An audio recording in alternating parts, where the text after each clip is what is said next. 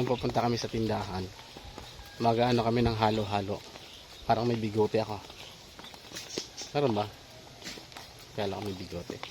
Naglalakad-lakad kami dito sa amin para bumili na ng halo-halo. Medyo malayo kasi yung bilihan ng halo-halo dito. Kaya walking. Patanggal ng taba. Patanggal ng taba alas 12.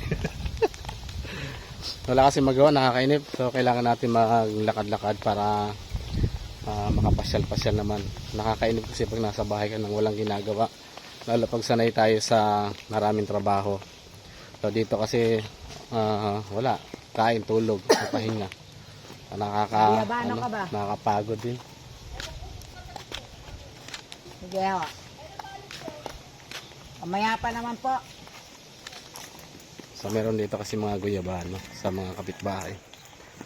Pinamibigay lang dito. Ito yung sinasabing dwarf man na nyo, ganyan o, nababa. Papayang hinog daw. Pa! So meron daw silang papayang hinog dito. Sige. Dito na kami sa may halo-halo. Yan, order tayo dito. Masarap kasi halo-halo dito. Lalo ba pag ganitong panahon na medyo mainit. Dito naman mga maraming puno kaya nagano. So yan, meron ng halo-halo. Direktar natin yung camera.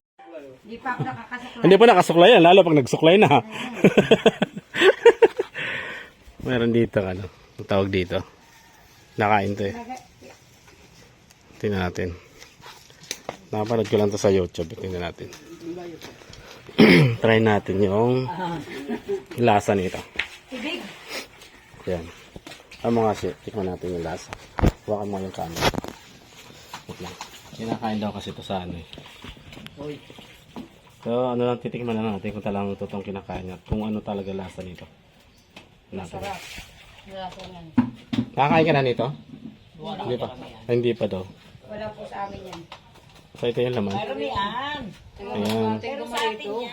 Marami na pitas dito. Amoy bayabas, mami. Taga Masbate. Pero nga, yung amoy niya parang parang Sa aratilis. atin yan, sa mga bandang matabi ng dagat. Tikman natin, hindi kaya tayo mamatay nito. Mapait. Iba ata to. Sabi mo nga, kasarap daw. Mapait yung lasa. Maya-maya lang, manginginig ka na dyan. Sige. Mapait Sige. niya. Baka hindi ito. Hospital dito. Baka hindi ito. Baka Tandaan mo, Dad, ikaw ang driver. Ha? hindi yata ito. Iba lasa eh. Tapos si... Ayan o. Pero yung bango. Yung bango niya parang ano. Parang aratilis. Nakagat. So guys, yun mo. Iba.